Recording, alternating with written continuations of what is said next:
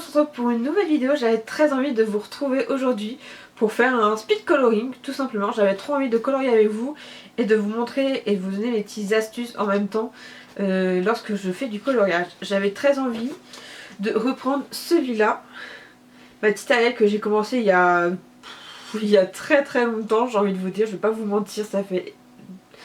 Je suis sûre que ça fait au moins un an que j'ai pas touché à ce cahier là. Mais du coup j'avais très envie de reprendre ça avec vous. Et du coup, bah let's go.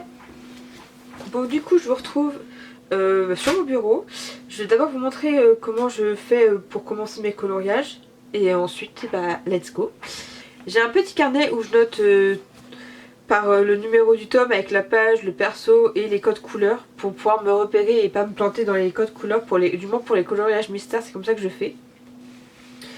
Et ensuite je sélectionne mes couleurs parmi les crayons que j'ai.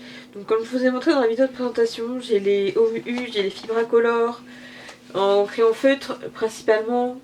J'ai en crayon de couleur, j'ai les Faber-Castell et les Prismacolor. Du coup j'ai mes petits nuanciers que j'ai fait à la main et je sélectionne mes couleurs grâce à ces petits nuanciers là.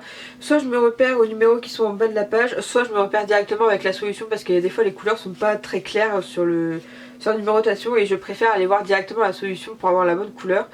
Et si vraiment j'ai pas la couleur en question, et je fais un coloriage mystère un petit peu arrangé on va dire. Je trouve une couleur similaire ou une couleur qui me plaît et qui est dans la même teinte et puis voilà. Donc du coup c'est parti. Donc là j'ai décidé que Ariel j'allais la faire, j'ai déjà commencé au crayon de couleur les cheveux et sa peau. Et je me suis dit que j'allais faire le reste au crayon feutre. Voilà, j'avais vraiment envie de...